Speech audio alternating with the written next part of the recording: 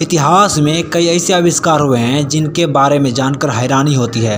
कई ऐसे चीज़ बनी हुई है जिनके बारे में कोई नहीं जानता कि आखिर बनी है कैसे।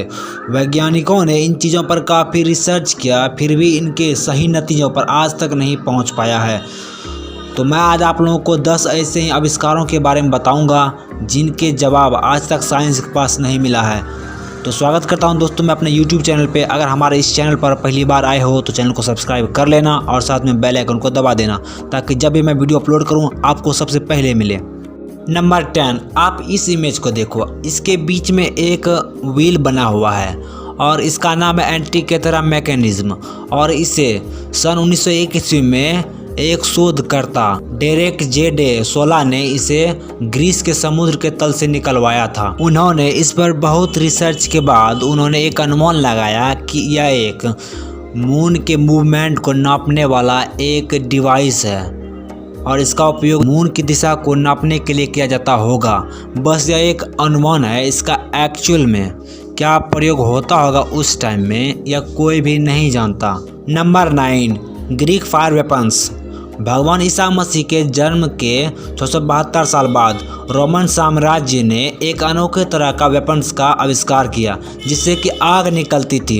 यह हथियार बड़ी नाव या शिप में लगाकर दुश्मन पर अटैक किया जाता था। इस आग का तेज इतना अधिक था कि चंद मिनटों में दुश्मनों की आग को जलाकर राख कर सकती थी। इस आग की खासियत यह थी कि यह पानी पर भी जली रहती थी। इस हथियार के पाने के बाद रोम साम्राज्य के नेवी को एक बहुत बड़ी ताकत मिल गई थी। नंबर 8, सीरिया की राजधानी दमस्कस में बनने वाली तलवारें उस वक्त में सर्वश्रेष्ठ हुआ करती थी। सीरिया में यूरोपीय ईसाई और मुस्लिमों के बीच युद्ध हुआ करती थी जिसे क्रूसेड युद्ध भी कहते हैं। यूरोपीय ईसाइयों ने इस बात का जिक्र किया कि दमस्कस में बनने वाली तलवारें इतनी लाजवाब है कि वह उड़ते हुए रुमाल को भी काट सकती है और बिना किसी नुकसान के 90 डिग्री के एंगल तक झुकाया जा सकता है। आज के साइंटिस्ट या कभी भी पता नहीं कर पाया कि इसे बनाने के लिए ऐसा क्या चीज़ का प्रयोग किया जाता होगा कि इसे 90 डिग्री के एंगल तक बिना नुकसान के झुकाया जा सकता है। यह भी एक मिस्ट्री बना हुआ है। नंबर 7, आप इस इमेज को देखो। इसका नाम है वाइनिक मैन्युस्क्रिप्ट। वाइनिक मैन्युस्क्रिप्ट एक ऐसा हस्तलिपि है जिसको आज तक किसी ने नहीं पढ़ पाया है और ना ही समझ पाया है। बस कुछ जानकारों ने अनुमान लगाया है कि यह मध्य यूरोप के 15वीं शताब्दी में लिखा गया होगा, लेकिन इसमें ऐसा क्या लिखा है आज तक किसी ने भी समझ नहीं पाया है।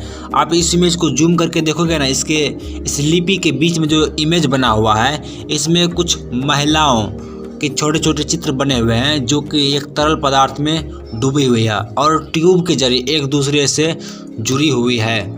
लेकिन इसमें ऐसा क्या लिखा है अभी तक किसी ने भी नहीं पढ़ पाया है। यह एक राज बना हुआ है। नंबर 6, जुहांग हैंग का सिस्मोस्कोप। चीनी वैज्ञानिक जुहांग हैंग के द्वारा बनाया गया इस आविष्कार को दुनिया का पहला भूकंप नापने वाला डिवाइस माना जाता है और कहा जाता है कि इस यंत्र का आविष्कार 132 AD में हुआ था जब भूकंप आता था। इस यंत्र का एक खासियत है कि इस यंत्र के चारों तरफ बने ड्रैगन के मुंह से एक पीतल की गोली यानी गेंद निकलती है और नीचे बने मेढक के मुंह में चली जाती है और इससे पता चल जाता है कि भूकंप आने वाला है या नहीं।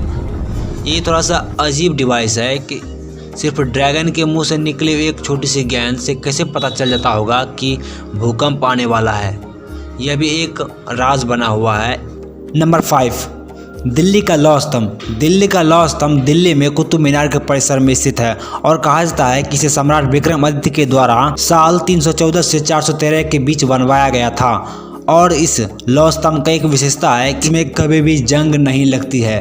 कई वैज्ञानिकों का मानना है कि जंग लगने के लिए सल्फर और मैग्नीज की जरूरत होती है। इसमें सल्फर और मैग्नीज गायब है, उसके जगह पे फास्फोरस इसमें पाया जाता है। और कई इतिहासकार कहते हैं कि यह स्तंभ मोटा होने के कारण इसमें जंग नहीं लगती है। सभी इसमें जंग ना लगने के अलग अलग थ्योरी बता रहे हैं, लेकिन इनमें से एक बात तो पक्की है कि यह जब लोहे का स्तंभ बना हुआ है तो इसमें जंग क्यों नहीं लगता है।